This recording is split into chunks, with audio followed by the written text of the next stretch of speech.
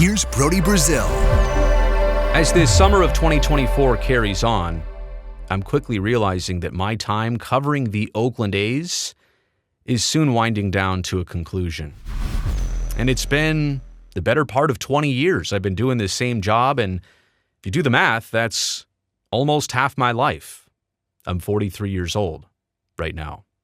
And so over time and over the decades, I've had a lot of cool experiences, things I've been able to do because of my job and covering this team that pretty much, well, nobody else got the chance to do this with the Oakland A's. But I did.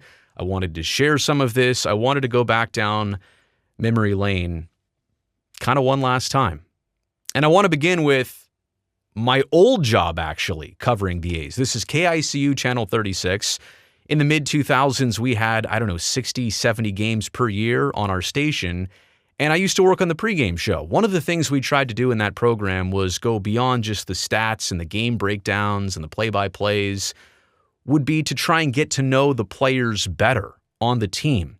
And the team actually let us do, for the most part, almost anything we ever requested, including going on some of the road trips and including bringing a camera on the team plane in certain situations. And so you'll see a little bit of that here, whether it was Seattle or Texas or Baltimore. We also, by the way, had a sponsorship deal with Southwest Airlines because you understand, being on the road for 10 days, 2 weeks at a time, it gets kind of expensive. So a lot of times I would fly out with the team, do one series, and then, hello, Southwest, fly back to Oakland. But anyway, a lot of segments on the team plane. Here's what some of them looked like. All right, it's Swisher Unscripted from, 35,000 feet? From 35,000. We're up here right now. You're actually holding the camera steady right now. We're hitting a little turbulence. Yeah, I'm holding the camera, making sure it don't fall over. Nick, have you ever done anything like this before? No, but, it's all in good fun. I mean, there's a first for everything, right? Swisher Unscripted, it's your segment. Exactly. Let me ask you about traveling. Today's a kind of a tough day. You got to throw all your stuff in a suitcase, play baseball, then leave the stadium. Right. Does that make it difficult on a baseball player? No, I mean, it's just one of those things where you've been doing it your whole life. And, and for me, it's a lot better than riding a bus. Because I remember when I was in rookie ball in Vancouver, Canada, we had an 18-hour bus ride. But I tell you what, I'd much rather be traveling these nice, comfortable seats than I would riding in a bus for 18 hours, I can tell you that. Plus flight attendants on an airplane. Oh, yeah, and they get you whatever you want, and they're awesome people, and, I mean, it's just great. You got food, you got drinks, I mean, whatever you want, they got it for you. Let me ask you about the dress code.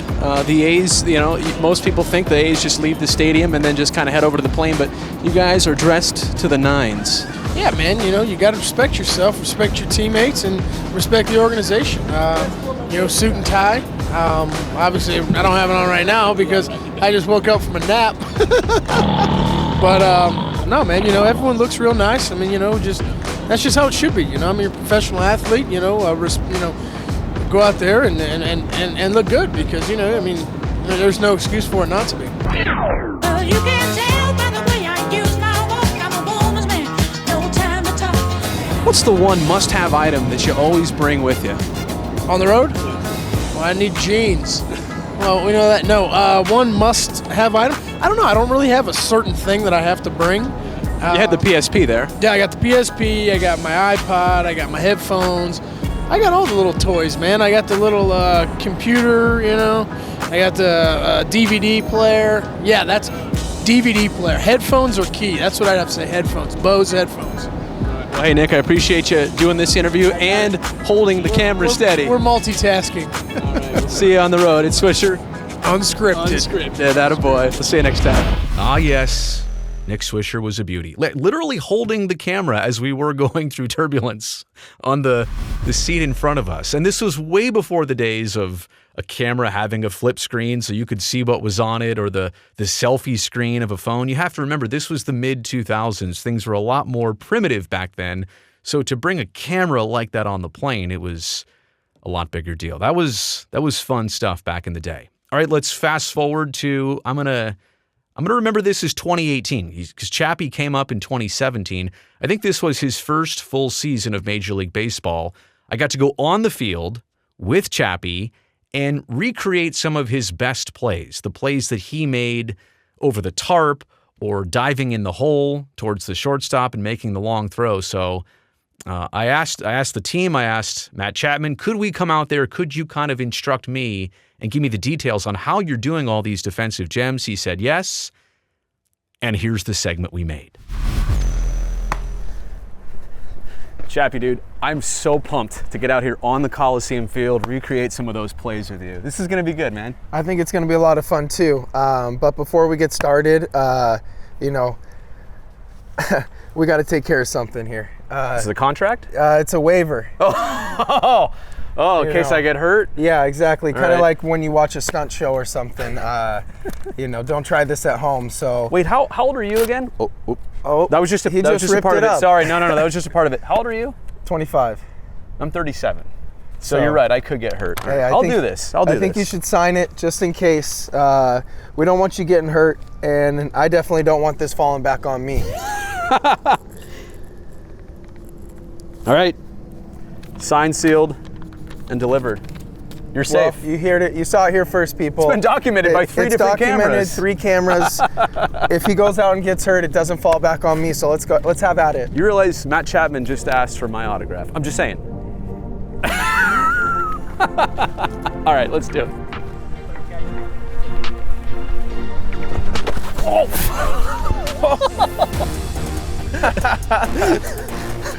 What'd you say about don't run through the target? Yeah.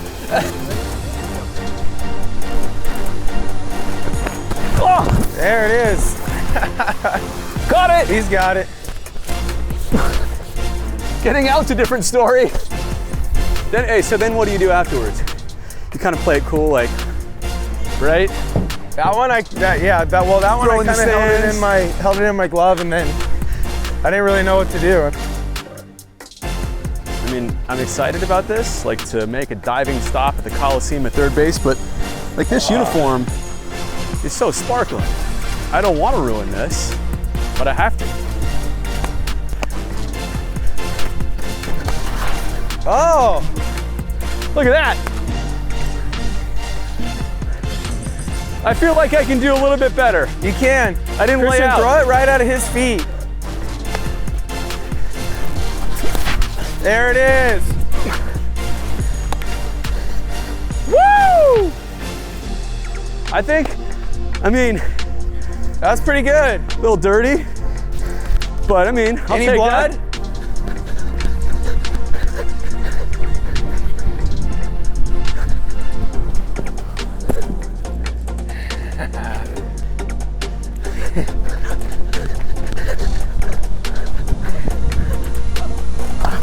Oh! Yeah. I'm so out of breath. Like, you have to get up and make a play after this. I don't even want to get up. Yeah, I know. Sometimes I feel like when I come back after running for those balls, I'm like, Uh-oh. I love it. I'm just gonna, yep. Oh, there it is. All right, here we go. Oh! Oh! You didn't even need to use your hands. I didn't die. I was worried about that all week. So Chappie, let me get all the awkward stuff out of the way first. Have you ever been interviewed by somebody in full uniform that's already dirty before? Is this a first for you? Yeah, it feels like quite the opposite. as Usually you're usual. the dirty one. I am. The other thing is, are you aware there's a website out there called MattChapmanFanClub.com? No. There is. Are you serious? I bought it. Yeah. No, you didn't. It goes to my YouTube account. Check it out later. Are you Yeah. serious? Yeah, I just wanted, in case you knew, or in case you didn't know, I wanted to make sure that we just got all the awkward stuff out of the way. True story. While trying to chase a long fly ball towards the bullpen, the left field bullpen at the Coliseum, I pulled a hamstring. And I've only pulled 2 hamstrings in my life, both wearing official Oakland A's jerseys. I'll get to the second one actually later on in this video, but I pulled a hammy in that video. When you saw me jumping over the Gatorade bucket, I had already pulled it. So yeah, just think about that. The right hamstring. Okay, announcing batters at the Coliseum. I want to say this was 2013 or 14. Rest in peace, Dick Callahan. The second voice, the PA announcer at the Coliseum. The original one was Roy Steele. He was the legend. He had the deeper voice. And Dick had more of the friendly, familiar voice. He had done Warriors games for all those years. Shooting, do. Or also St. Mary's basketball. I want to say Cal football, I think he did for a while. He was an East Bay legend, also one of the nicest people you'd ever run into at a stadium or a ballpark. So I asked the A's, I asked Mr. Callahan back then, would you mind if one day, for a segment, of course, I get to come up there and announce batters, just however many there are for the half inning. Unfortunately for me, it was a 1-2-3 inning for the A's, but I got to announce batters during an actual Oakland A's game at the Coliseum. Batting in the sixth position, first baseman, number 22, Chris Carter. Isn't there an aspect of dream job to what you do? Oh, I think there is every time I come here. I'm doing Major League Baseball. There's only 30 jobs like this in the country. Batting in the seventh position and catching, number 8, Kurt Suzuki. I would describe your voice as friendly. It sounds friendly to me. What do you want it to sound like when it comes over the speakers here at the Coliseum?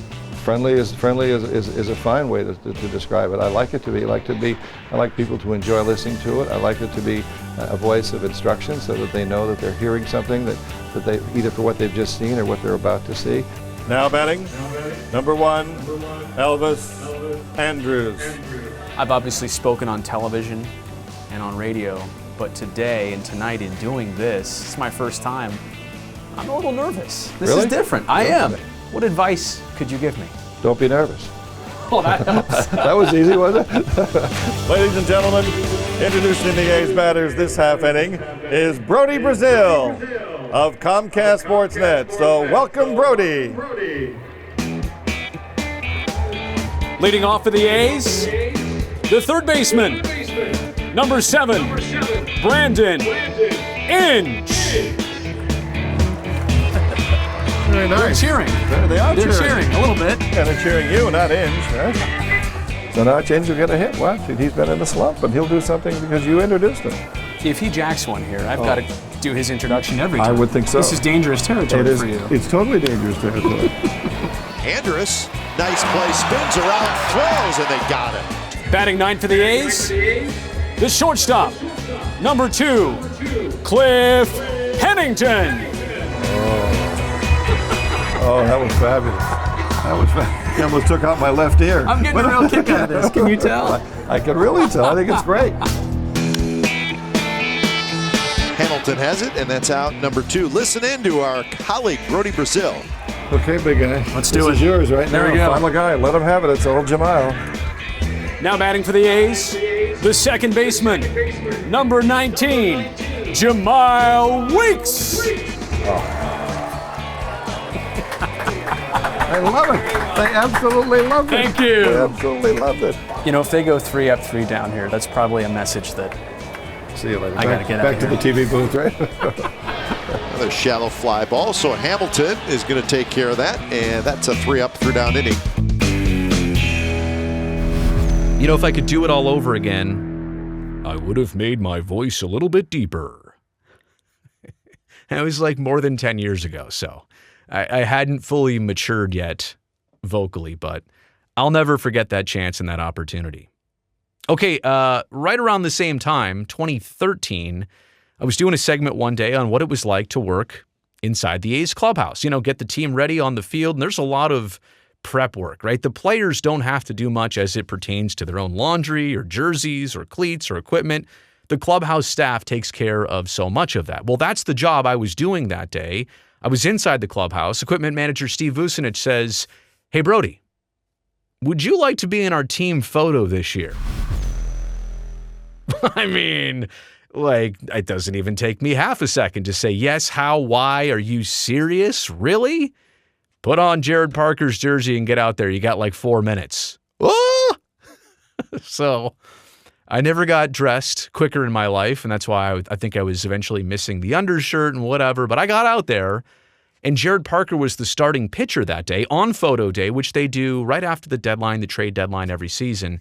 And they'd just gotten word that Parker just flat out as the starter wasn't going to be there. They do this photo early in the afternoon. He wasn't going to be there in time. So what they wanted me to do was stand in wearing his jersey. They would eventually Photoshop me out of this, but oh, don't you worry. I got the original picture. I still have it, but here's the segment. My first assignment working in the clubhouse is to pretend being one of the players. Oh yeah, it's team photo day, and I'm filling in for Jared Parker. Parker is tonight's starter, but is not at the Coliseum yet. Do you think they're going to give me a hard time about this? Absolutely not. Stop it! The pitcher's face will eventually be photoshopped over my body. Why are you even mic'd up? Well, I am actually. Why? Oh, because the rest of the day I'm working the clubhouse. Oh. So, when your jock is dirty later. I don't wear one, so go ahead. Even better. I'm an outfielder. Las mujeres dice que yo soy muy guapo. ¿Sí? Un poco? I had to break. Thank you, gentlemen. Next assignment, shag fly balls in batting practice. We're gonna be in right field, so especially with the sun. Oh, that's great. It's gonna, yeah, it gets real tough. Oh, that's over my head. Oh man. Uh-oh. That's over my head. My reads were not what they used to be, but thanks to the magic of editing,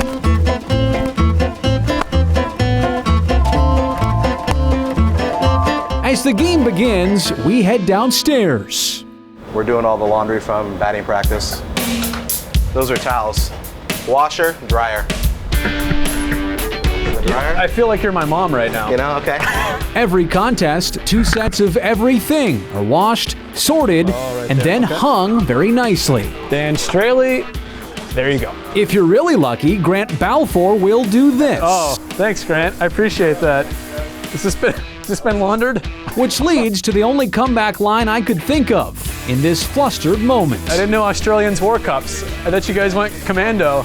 But the real dirty work begins once the game ends. This is the best part of the job, right? Probably the worst part of the job. Yeah. A game's worth of dirt is scraped from each player's cleats. And then... Isn't that used for bathtubs? It is. Scrubbing bubbles? It's a dual purpose. It works well on cleats too. Does it say that on there? You know, I don't know if it does. Sure would be nice if these guys were Black cleats. like basically every other team. It's all in a day's work at the Coliseum. It's the 11 o'clock hour right now, and then you'll come back tomorrow. It's a day game, of course. You're what time? 8. Oh. Yeah. Oh. Quick turnaround. Yeah, big time. You guys do a heck of a job. Oh, thank you. So if you're wondering, what am I eventually going to do with the real photos from that day? Of course, I'm just going to show my son eventually someday and tell him that I was on the Oakland A's. I won't show him the photoshopped version. I'll show him the actual version of 2013 and tell him that for a little while, I actually got to make it to the big leagues. And then last but not least, this was a very cool opportunity in the beginning couple months of 2023.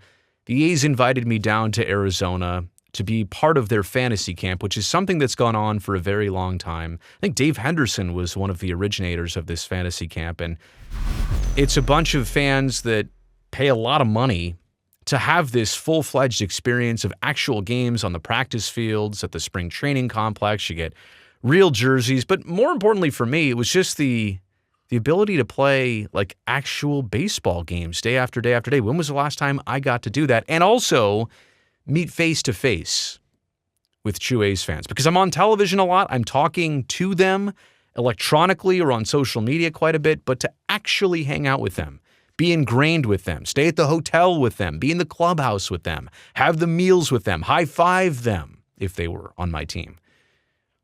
It was a really cool experience.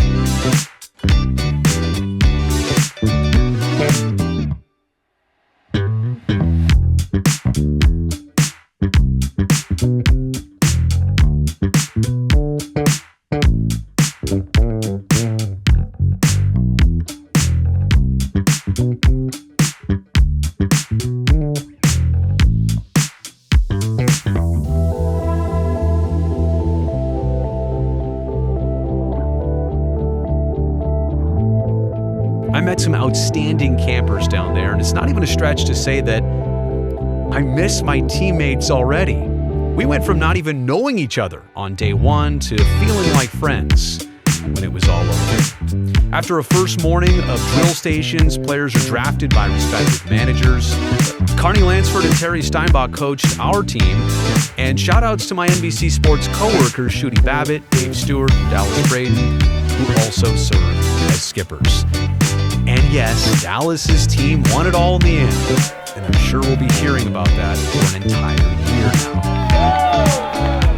now. Lastly, let's get very serious here and assume the worst possible scenario happens. Let's say you're in your first at-bat of your very first game at camp, and you happen to pull a hamstring trying to beat out a grounder.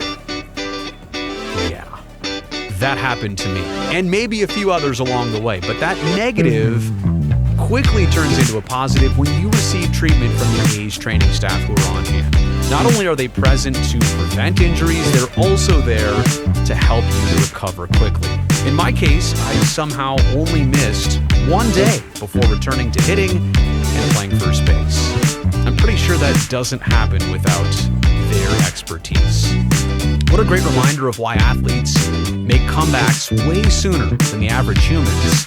It's because they get this kind of help. A's Fantasy Camp was my very first organized baseball experience, I'm not kidding, since 1998. That's right, 25 years since I got to play a competitive game with dugouts, umpires, and opponents trying their very best. The talent level out there varies across the board, but the cool part is how inclusive it is. There's adult campers who still play often, some who haven't played in years or decades, and maybe some who have never even actually been on a baseball team before. The staff does a great job making sure it's fun and accessible for all. Yeah, and on that last day of camp, I think we got rained out of games, and so Dallas had some extra time on his hands. Dallas Braden put my jersey, I was missing it, couldn't find it, like where was it? It's not in my locker.